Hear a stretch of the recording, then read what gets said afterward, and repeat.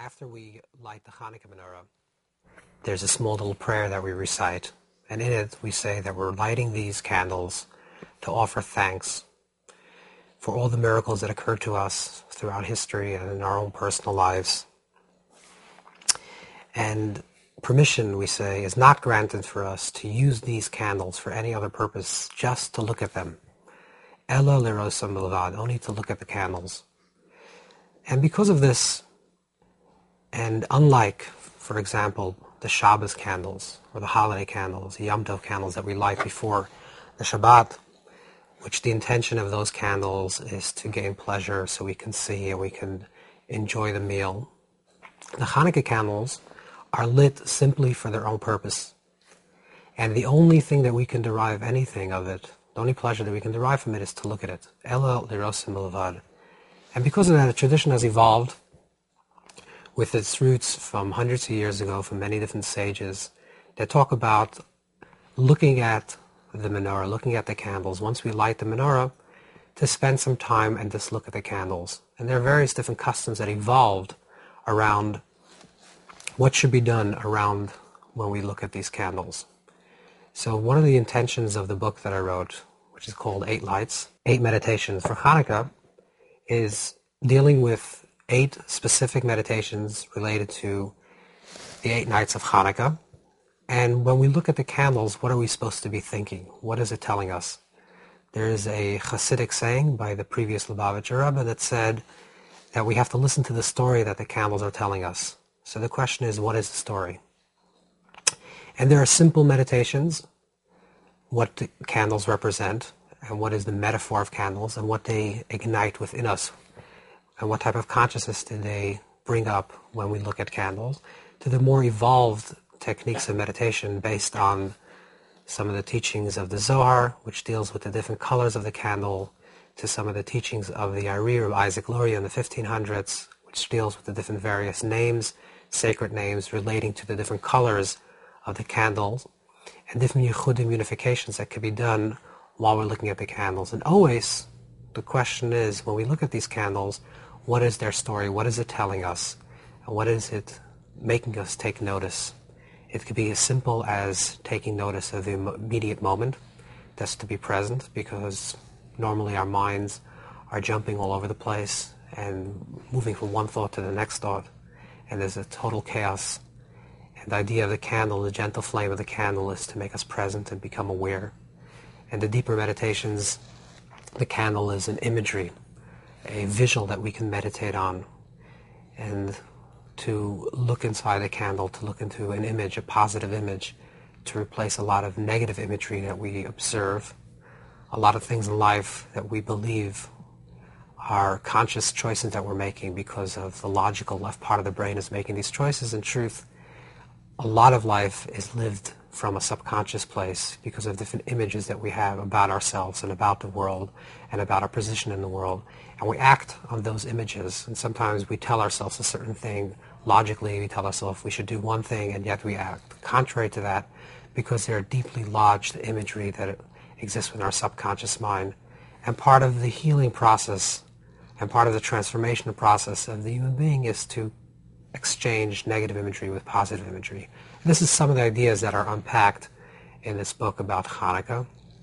And in general, it gives you an overview of what Hanukkah is.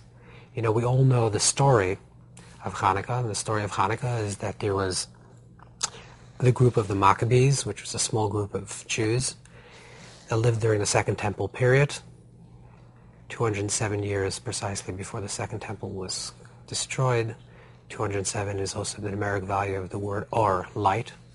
And they lived, this small group of Jews that were oppressed by the Assyrian Greeks. And they had a small military victory, and they were able to rededicate the temple. And that in itself desired a dedication. The Hanukkah, some of the meaning of Hanukkah is related to the word chinuch, the rededication of the temple. And also the story, the famous story, which is when they found and they searched for one little small jug of oil, and that oil lasted, instead of one day, it lasted for 8 days. It's interesting that when we look in the Talmudic version of this story, of this narrative, it says L'shana Acheres. The next year, the sages of the Talmud established this holiday. And the reason why they established it the next year is because we have to think about time. When we think about time, the ancient man believed time was cyclical. Time revolved around patterns, and what was will be. And there's no moving forward, there's no progress, there's no hope, there's no future. Everything that was will be. And time is basically cyclical. This is basically an observation looking at the seasonal development of the year. We see that the seasons come and go, and therefore we view time in the same manner. And the great cycles of life is a great cyclical nature of time.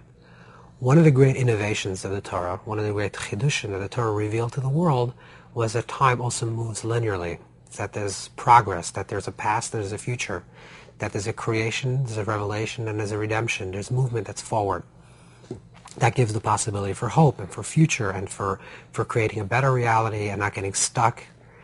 And this idea of time moving forward, which is a linear progression of time, that there's a beginning of time, which is Bereshis bara, and then there's the end of time, or moving towards the end of time, allows for progress. So we look at time, we look at it in a linear way.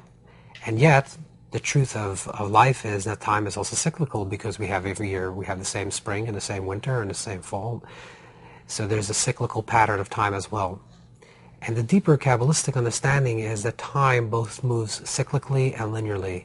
And the best way to describe that would be as a spiral. So it's moving around, but every year it's moving up. So when the sages of the Talmud observed the miracle that occurred with one small jug of oil, one small amount of oil lasting for 8 days, they wondered, was this a one-time event outside of the historical narrative? Or was this part of the meta-history of creation? Is there something innate about this particular time that allows for the possibility of the miraculous? The next year, when it came around, the same period of time, they realized that it was not just an event that happened in the past. It's something that can reoccur every year in the present. Every year it gives us the same potential to recreate miracles in our lives. And that's the celebration of Hanukkah. Of course, it's a celebration of the past, but more importantly, it's a celebration of the present, that we have the potential to search for the oil, which is in itself a tremendous miracle. The fact that the Maccabees, who were completely defeated and a small group of people and went into the temple, and the temple was in complete shambles, and after a few years of the temple being in a destructive state, even searched for oil, that in itself is a miracle. So the fact that we search and we don't give up hope, and even when things look bleak and things look dark, we still believe in the possibility of creating light and finding that small little amount of potential to generate light. That is one thing that we're giving this potential at this time, and that is part of the miraculous. And when we believe in something, and we have trust, and we have hope, and trust in ourselves, and trust in the Creator that can create this miracle of ourselves, and we believe in ourselves that we have the potential to create this miracle, then we could also recreate miracles in our lives. And Hanukkah is that time of the year that we're given that possibility to create those miracles. And this is some of the things, another important thing that we talk about in the book, is that we're not only celebrating the past, but we're celebrating the present.